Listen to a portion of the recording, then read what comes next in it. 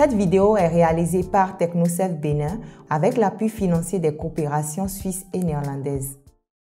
Quelles précautions prendre avant de soumissionner au marché public? Bonjour chers entrepreneurs.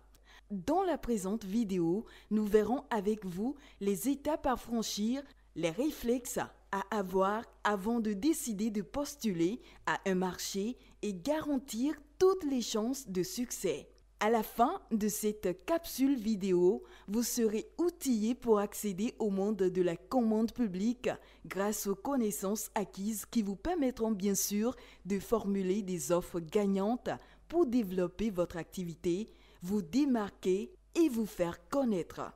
Je décide de répondre ou pas. La décision de répondre ou non à un appel d'offres doit faire l'objet de plusieurs validations successives. 1.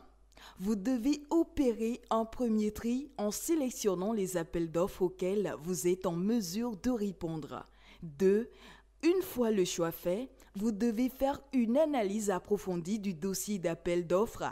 Et 3. Déterminer enfin si vous êtes en mesure de proposer une réponse optimale aux attentes de l'organisme public et évaluer vos chances de remporter le marché. Quelles sont les principales questions à se poser et les dispositions préalables à prendre avant de soumissionner à tout appel d'offres dans de bonnes conditions? Les 3 questions sont incontournables pour vous aider à déterminer si vous êtes en mesure de postuler. Première question. Mon entreprise peut-elle répondre à l'objet du marché? Deuxième question. Mon entreprise a-t-elle les capacités de répondre au marché? Troisième question. Mon entreprise a-t-elle les ressources pour répondre au marché et l'exécuter? Ainsi donc, un bilan de vos compétences vous permettra d'évaluer vos propres capacités en fonction des exigences qui cadrent le mieux avec votre domaine d'activité avant tout projet de candidature.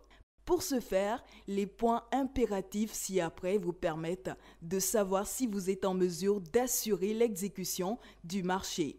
Il s'agit d'évaluer le temps nécessaire pour le montage du dossier et le délai dont vous disposez pour répondre au marché. Connaître les exigences administratives, légales et fiscales nécessaires. Disposer des attestations et documents administratifs. Bien comprendre la nature des travaux ou prestations attendues et analyser les capacités de votre entreprise à exécuter le dit marché.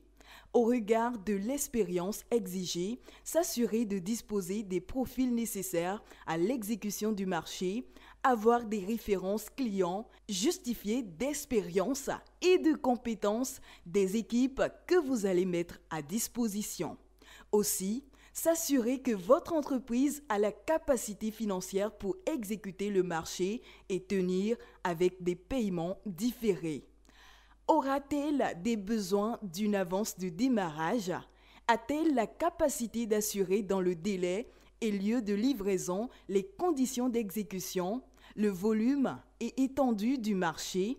Peut-elle répondre au regard des critères d'évaluation des offres? Vérifiez que vos coûts sont inférieurs ou égaux aux indications du répertoire des prix. Intéressez-vous aussi à la concurrence et recherchez quelles entreprises ont déjà remporté des marchés similaires et à quel prix. Exploitez donc les résultats des appels d'offres attribués pour connaître vos concurrents et leurs tarifs. Il est donc obligatoire de s'assurer que les conditions impératives présentées ci-dessus sont remplies avant de vous engager. À défaut, si votre entreprise ne remplit aucune de ces conditions, décidez s'il faut aller seul ou à plusieurs. On parlera de groupement ou en sous-traitance. Cas pratique. Vous avez consulté le journal La Nation de ce jour et vous avez lu un avis d'appel d'offres relatif à la fourniture de services de nettoyage et d'entretien des locaux de la commune de Lalo. Quelles sont les démarches que vous devez mener pour répondre à cette offre par un dossier de candidature? 1. Vous vous rendez immédiatement au bureau de la commune et demandez le dossier complet de candidature. Vous le lisez correctement et à tête reposée. Les éléments les plus importants à lire et s'approprier sont les instructions aux soumissionnaires, les données particulières de l'appel d'offres, le programme d'activité ou spécifications techniques, termes de référence selon le type de marché et le cahier de clauses administratives particulières CCAP. 2. En cas de zone d'ombre, il faut se rapprocher du secrétariat permanent de la personne responsable des marchés publics, PRMP, de la commune ou écrire avant la date de dépôt si quelque chose ne semble pas clair dans l'offre. La PRMP doit vous répondre par écrit. Il faut noter les critères obligatoires auxquels il faut répondre et s'approprier les formulaires de candidature qui sont dans le dossier. Il faut s'assurer de disposer des attestations et documents administratifs exigés dans l'appel d'offres. Il faut identifier les démarches à mener, les informations à rechercher, les délais et élaborer un rétro-planning lié à la date de dépôt. Par exemple, dans le cas de l'appel de l'ALO, que doit faire l'entrepreneur? L'entrepreneur doit se poser les questions suivantes. Qui sont ceux qui faisaient l'entretien auparavant? Quelles sont leurs insuffisances? Combien de personnes faut-il pour faire l'entretien de ce type de bâtiment comparé à son personnel? Quelles sont les spécificités du bâtiment? Y a-t-il des problèmes liés aux horaires? Qu'est-ce que la mairie aime souvent? Quels sont les matériels nécessaires pour faire l'entretien de ce type de bâtiment? Ainsi, en répondant à cette série de questions, l'entrepreneur peut dire « Je peux » ou doit recruter plus de personnes en tenant compte de mon expérience passée pour avoir géré l'entretien des locaux de la préfecture, par exemple. À la fin, l'entrepreneur aura un checklist qui lui permettra de faire un point de ses chances en répondant à chacune des questions par oui ou non. Dès lors qu'une décision de soumissionner est prise, il faut monter l'offre sans précipitation en utilisant les formulaires et canevas dans le dossier et pour le prix, être compétitif.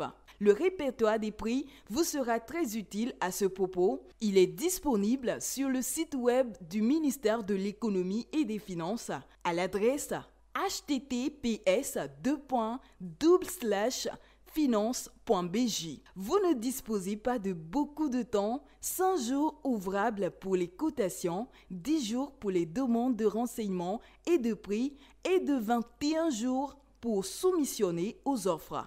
Si les conditions ne sont pas réunies, inutile de candidater. Conclusion.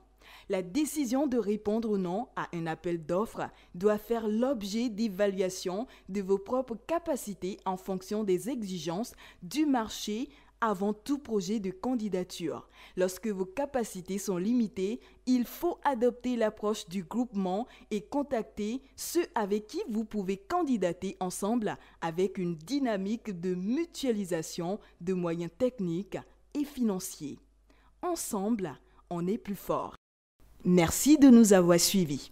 Cette vidéo est réalisée par TechnoServe Bénin avec l'appui financier des coopérations suisses et néerlandaises.